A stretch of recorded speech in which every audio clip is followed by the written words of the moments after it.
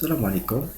Donc, pour ceux qui désirent travailler avec SAS on demande, ce qu'on vient de présenter au niveau de la première vidéo, après avoir créé votre profil SAS, il suffit d'accéder à SAS on demande pour Academics.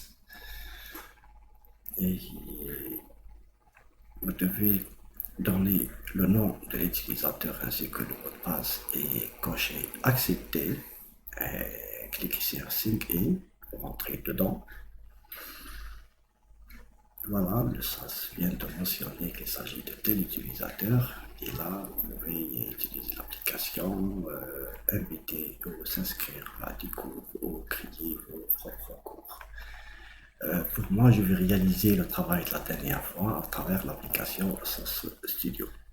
Donc, en cliquant, il va se connecter. Quelquefois, ça peut prendre quelques temps pour créer et accéder à votre espace de travail.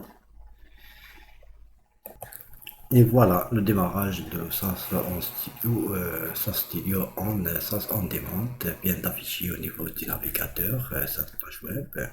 Ce que vous remarquez que vous avez de ce côté-là la possibilité de naviguer vers les dossiers du serveur, les tâches utilitaires, les extraits de code et les bibliothèques que vous allez utiliser fréquemment.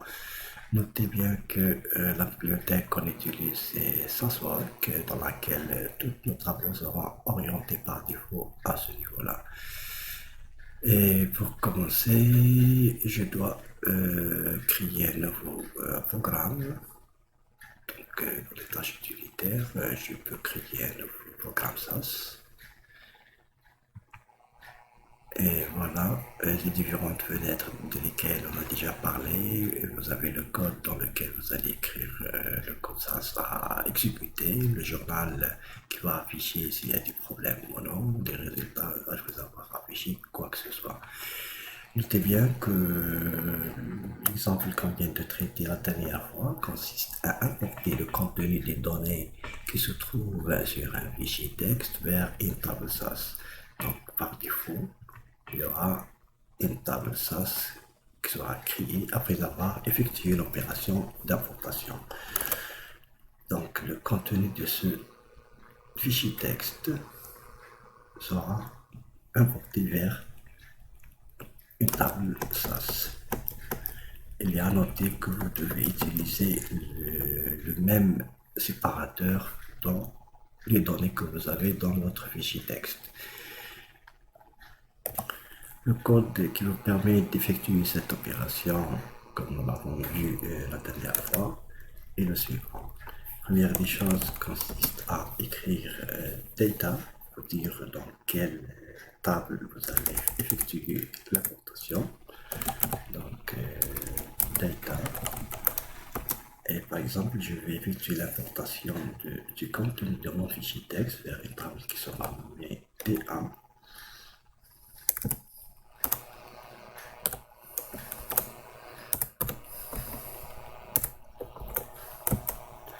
Comment cette table sera créée? C'est à partir de notre fichier texte qui est intitulé file 01 qui est enregistré dans ce chemin. Donc je vais prendre ce chemin avec copier-coller puisque je vais utiliser. Et pour dire que l'importation se fait à partir de ce fichier, ça sera à travers infile et le nom du fichier qu'il faut le mettre entre les guillemets. Avec SAS on Studio, SAS on Demand, SAS Studio, sera préférable d'importer vos fichiers vers le serveur, sinon ils ne sont pas accessibles. Pour cela, je vais cliquer sur ce bouton-là. Il faut dire que je vais faire l'importation vers mes répertoires. Voilà, je viens de créer déjà ce répertoire-là, les différents TP et le premier TP. Donc, vers ce répertoire-là, je vais importer mon fichier qui se trouve où. Il suffit de sélectionner. Et voilà mon fichier à importer vers le serveur. Je valide.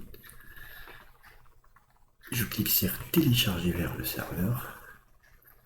Et maintenant, mon fichier, il est disponible sur le serveur. Maintenant, pour dire il s'agit de quel fichier, vous pouvez créer un raccourci vers ce fichier-là. Un raccourci de fichier. Et comme nom pour ce raccourci, je viens de proposer file 01, je valide. Et maintenant, au lieu d'écrire entre les guillemets le chemin dans lequel il y a mon fichier, je peux tout simplement remplacer ça avec le nom du raccourci file 01. Point virgule. Et comment cette importation sera effectuée? Donc le fichier est déjà sélectionné. Par la suite, vous devez indiquer avec LR ECL 100. On a déjà parlé de ça. Il s'agit de la taille du buffer logique qui sera utilisée pendant la lecture. Et puis DLM pour dire que les données dans notre fichier texte sont délimitées par des espaces. Et enfin, la première observation, elle se trouve au niveau de la deuxième ligne, puisque la première ligne, elle contient les noms des variables. Maintenant, pour les noms des variables à importer, donc ça sera à travers input. La première variable, la première colonne de notre fichier texte, c'est le travail machine. Je vais mettre TN pour dire travail machine. Et la deuxième colonne, c'est le temps TMP. Et la dernière, c'est la note de la copie NCP. La virgule. Et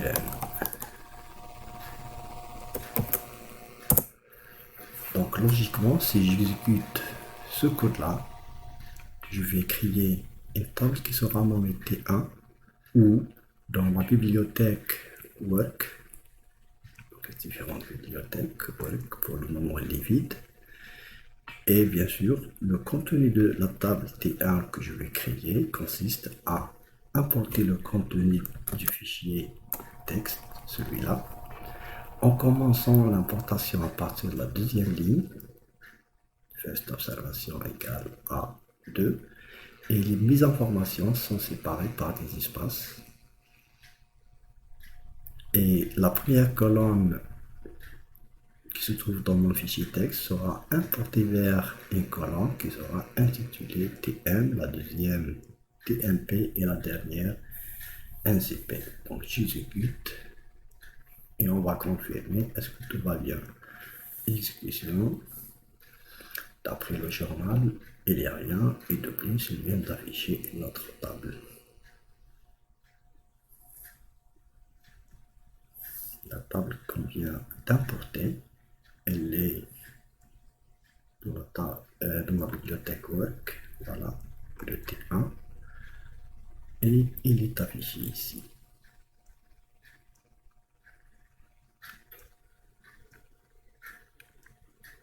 Et voilà, on vient d'écrire notre premier programme qui consiste à effectuer l'importation du contenu du fichier texte. Bon courage.